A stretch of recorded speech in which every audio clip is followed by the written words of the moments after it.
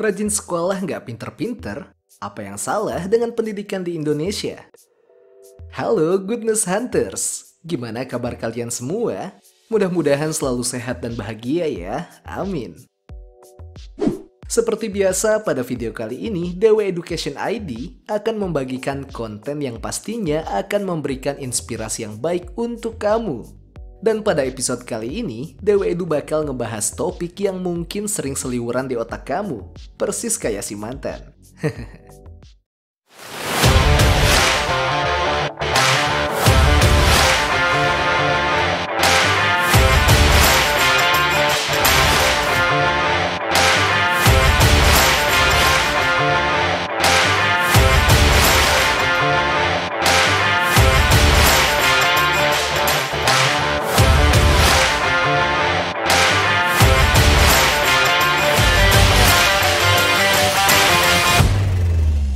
Yap, pernah nggak sih kamu kepikiran udah sekolah tinggi-tinggi, bahkan udah kenyang makan bangku sekolahan, tapi kok ya perasaan otak nggak encer-encer, dan malah pas kamu lulus dan dilepas ke dunia kerja, kamu masih pelanga-pelongo alias nggak ngerti apa-apa.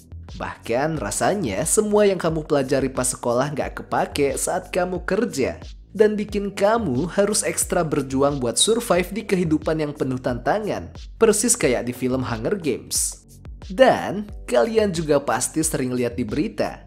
Bukan cuma yang lulusan SMA aja, bahkan yang udah S1, S2, S3, bahkan udah sampai pilek gara-gara S-nya kebanyakan pun gak ngejamin bakal meraih kesuksesan. Ditambah lagi gak sedikit lulusan S3 yang masih susah nyari kerja dan akhirnya jadi ojol. Dan di sisi lain, ada yang bahkan gak lulus SD, tapi dia bisa jadi pengusaha sukses. Terus apa dong yang salah? Eits, jangan ngamuk sampai-sampai ngacak-ngacak jemuran orang dulu, gengs. Karena Dewa Edu bakal ngasih jawaban kenapa pendidikan di Indo bisa morat-marit dan belum optimal dalam ngebikin para siswanya bisa jadi pribadi yang unggul. Dan seperti yang kalian tahu, ketinggalan terus sama pendidikan di luar negeri. Jadi buat kamu yang masih bertanya-tanya soal ini, yuk dapetin pencerahannya dengan nonton video ini sampai kelar. Pendidikan Indonesia termasuk terendah se-Asia Tenggara. Sebelum kita cari tahu alasan pendidikan di Indonesia selalu ketinggalan sama negara lain, kita open data dulu yuk, biar nggak terkesan ngawur atau halu. Ngebandingin kualitas pendidikan di Indo sama di luar negeri, emang selalu bikin hati potek, iya nggak sih? Jadi yang bikin sedih, ternyata kalau dibandingin sama kualitas pendidikan di Asia Tenggara, Indonesia dapat posisi yang memprihatinkan. Duh, pengen nangis kebon nggak sih? Dan ini bukan cuma sekedar opini ya gengs, karena hal ini diungkap langsung sama Organization for Economic Cooperation and Development atau OECD, yang mana mereka ini punya program bernama PISA. Bukan Pizza Hut ya gengs, makanan mulu nih pikirannya. Jadi PISA ini kepanjangan dari Program for International Students Assessment, atau bahasa gampangnya program penilaian pelajar internasional. Simpelnya nih gengs, PISA ini adalah program untuk menguji kompetensi para siswa, khususnya anak-anak berusia 15 tahun di 79 negara yang diadain tiap 3 tahun sekali. Apa sih maksud dari program ini? Cuma sekedar menguji kepintaran? Ternyata bukan cuma itu, karena program ini bertujuan untuk melihat seberapa sanggup para siswa nantinya untuk survive saat menghadapi kerasnya hidup dengan melihat penguasaan ilmu atau keterampilan dasar, yaitu membaca, matematika, dan sains. Dan gimana hasil yang didapat oleh para pelajar Indonesia yang ikut tes ini? Siapin mental dulu ya gengs. Hasil dari PISA 2018 menunjukkan bahwa Indonesia masuk ke dalam negara dengan peringkat 10 terbawah. Hal ini pun jadi bukti bahwa kualitas pendidikan di Indonesia yang notabene jadi negara terpadat di Asia Tenggara ini benar-benar mengkhawatirkan dan udah nggak bisa diabaikan lagi. Padahal di sisi lain Indonesia punya populasi anak muda yang banyak, di mana mereka punya potensi yang bagus untuk ngebangun negara. Tapi dengan kualitas pendidikan yang rendah, tujuan itu seakan cuma tinggal angan-angan saja. Alasan pendidikan di Indonesia selalu ketinggalan dibandingkan sama luar negeri. Ngomongin sistem pendidikan di Indonesia mungkin bakal bikin kamu bertanya-tanya what's wrong? Apa sih yang salah? Sini Dewa Edu kasih tahu ya. Oh iya, sebelum masuk ke poin-poinnya, Dewa Edu mau ngasih tahu dulu nih. Apa sih alasan Dewa Edu ngebahas ketertinggalan dari pendidikan di negeri sendiri? Apa mau mengelok-ngelok? Ya enggak dong gengs, jangan suzon atau julid dulu. Bahasan ini dibuat semata-mata, dibuat untuk memberikan insight ke kita semua, baik anak muda sampai orang tua, dari orang biasa sampai praktisi pendidikan, biar sama-sama tahu mengenai apa kira-kira trouble yang bangsa kita hadapi di bidang pendidikan. Tentu kita nggak mau dong ketinggalan terus, dan ingin mewujudkan pendidikan terbaik untuk anak cucu kita nanti. Kalau nggak mulai dari sekarang, mau kapan? So, open your mind dan setelah tahu kendalanya apa aja, semua itu bisa jadi bahan evaluasi dan kita cari bareng-bareng solusi terbaiknya. Duh, Dewa Edu udah berasa kayak pidato di 17 Agustusan nih. Langsung aja kita masuk ke poinnya. 1. Renggangnya seleksi penerimaan mahasiswa keguruan. Kalian pastinya setuju kalau tugas seorang guru selain mulia juga berat banget. Seperti rinduku padamu. Apa sih? Tapi serius, di luar negeri menjadi seorang guru merupakan tanggung jawab besar yang gak semua orang bisa emban. Makanya untuk masuk ke fakultas pendidikan atau keguruan pun gak semudah itu. Sekarang bandingin sama di Indonesia yang mana jadi mahasiswa keguruan itu relatif dan bisa dibilang sangat gampang dibandingkan sama fakultas lain. So, banyak banget mahasiswa keguruan di Indonesia yang sebenarnya kompetensi dan minatnya untuk menjadi guru masih dipertanyakan. Dan lebih mirisnya lagi, saking gampangnya masuk ke fakultas pendidikan, banyak yang akhirnya terpaksa masuk ke fakultas ini karena gagal masuk fakultas yang diharapkan atau istilahnya daripada nggak kuliah. Dan finally, akibat renggangnya seleksi ini, makanya nggak heran banyak mahasiswa keguruan atau calon guru ini sebenarnya nggak punya passion mengajar atau bahkan memiliki kompetensi rendah. 2. Kurangnya kompetensi tenaga pendidik. Kalian tahu nggak sih guys? Ujian itu bukan cuma diperuntukkan bagi siswa aja. Karena nyatanya para guru juga mengikuti ujian yang disebut dengan UKG atau uji kompetensi guru. Dan berdasarkan UKG tahun 2015, nilai rata-rata UKG nasional cuma 56,69 dari nilai kelulusan yaitu 80.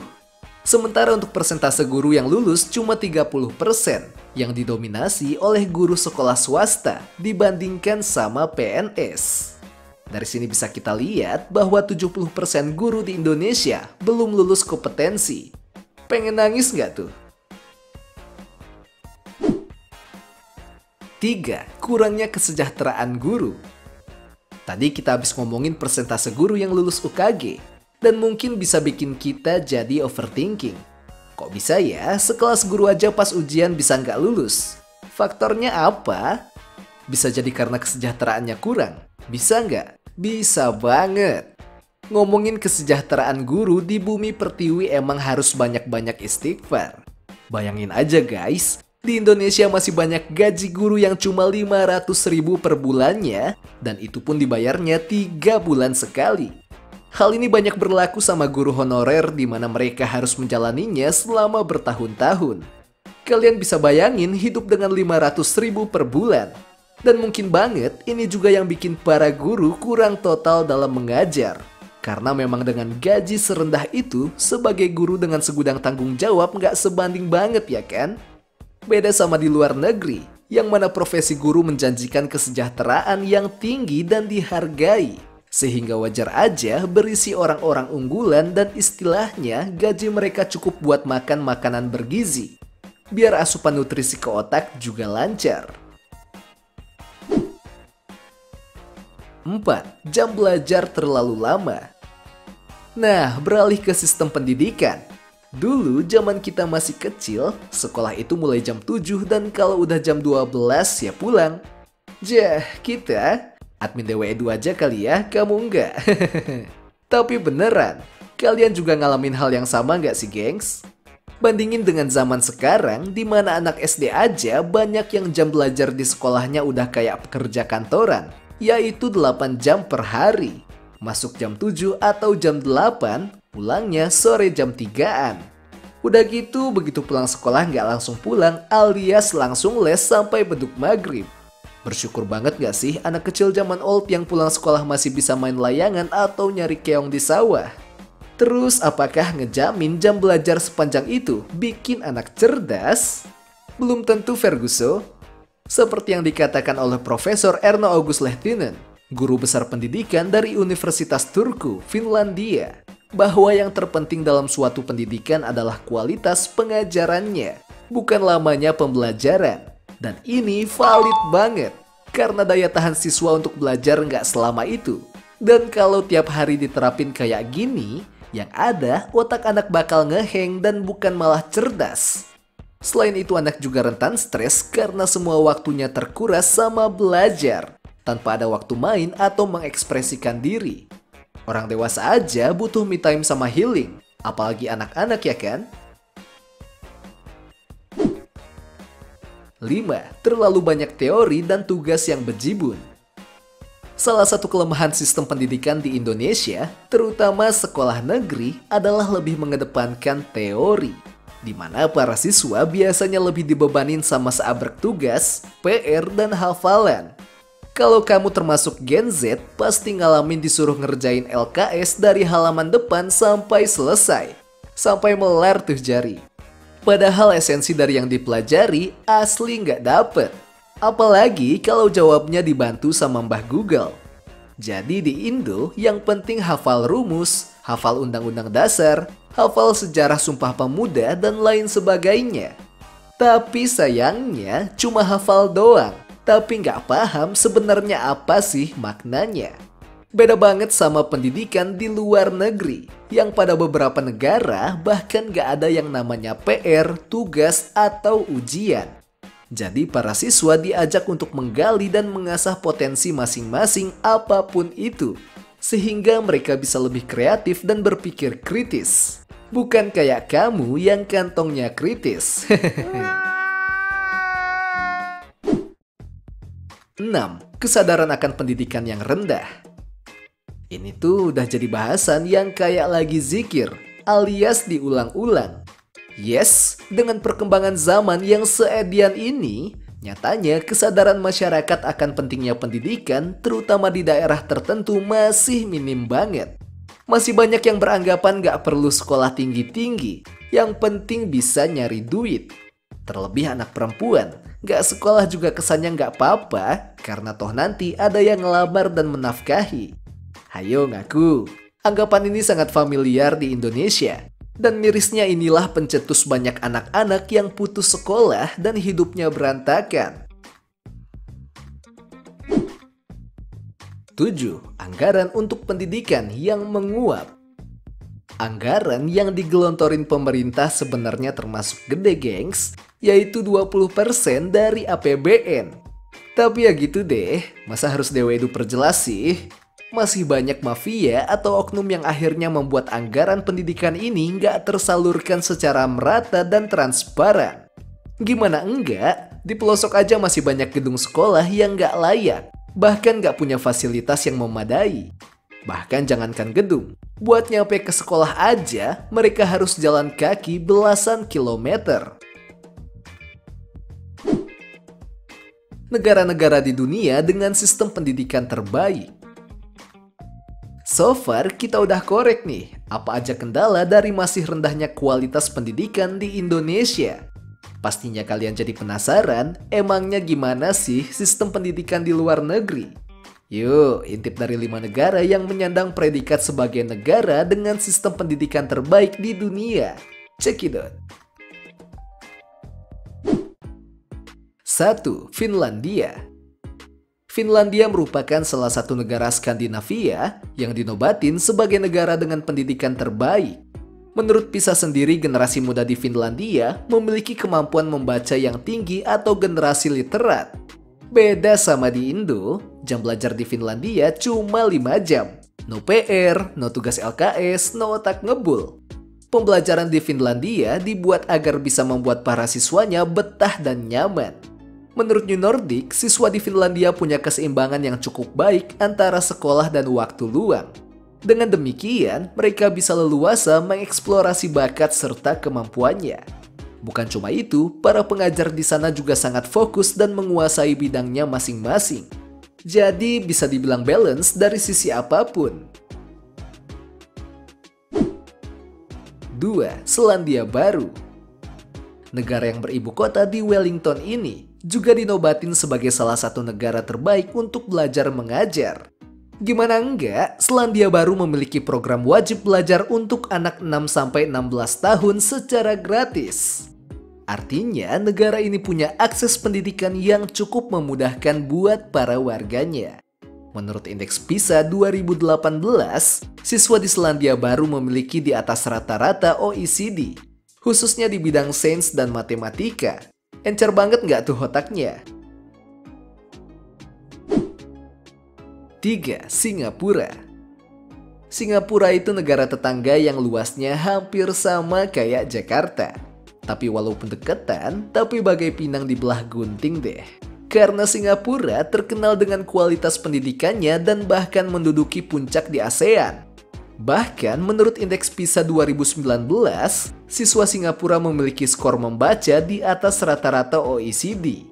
Kelebihan lainnya yaitu di bidang bahasa, di mana bahasa Inggris merupakan bahasa utama yang digunain dalam kegiatan belajar mengajar di Singapura. Bukan cuma itu, dalam mengemban pendidikan, siswa diberi ruang untuk bisa mengembangkan diri sesuai minat dan bakatnya. Oleh sebab itu, guru nggak cuma fokus pada teori namun juga praktiknya. 4. Amerika Serikat. Bukan cuma terkenal dengan film box office-nya aja, dari segi pendidikan, negeri Paman Sam ini juga patut diacungi jempol. Amerika Serikat sering dijadikan kiblat kurikulum pendidikan bagi negara lain karena kualitasnya. Gak heran, banyak pelajar mancanegara yang rela menghabiskan waktunya untuk mengenyam pendidikan di negeri Paman Sam ini. Menurut National Center for Education, 70% lulusan SMA di Amerika Serikat melanjutkan studi ke perguruan tinggi. Bukan cuma itu, 3 besar universitas terbaik di dunia juga berada di negara ini, yaitu MIT, Universitas Harvard, dan Universitas Stanford. 5. Jerman. Jerman merupakan salah satu negara dengan sistem pendidikan terbaik yang paling ramah sama mahasiswa asing. Dengan begitu banyak pilihan untuk kursus, lembaga pendidikan di sini menjamin pendidikan yang berkualitas. Negara ini juga sering jadi tujuan utama pelajar untuk melanjutkan studi, terutama di bidang kedokteran spesialis, otomotif, teknik, dan penerbangan. Ada 68 Nobel bidang ilmu pengetahuan dan kedokteran yang dihasilkan berbagai universitas di Jerman. Pendidikan emang tonggak kemajuan suatu negara. Kenapa? Karena sistem pendidikan yang baik dan berkualitas bisa menghasilkan lulusan yang bisa membangun negara dari berbagai sektor. Makanya bukan saatnya untuk meratapi sistem pendidikan di Indonesia atau cuma sekedar iri sama pendidikan di luar negeri.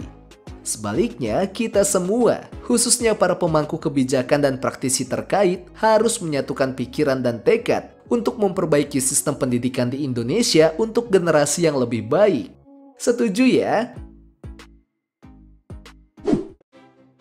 Gak kerasa kita udah sampai di akhir video.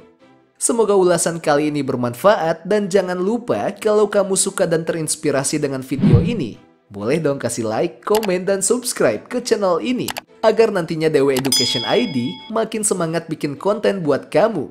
Tetap semangat dan terus menebar kebaikan. Bye!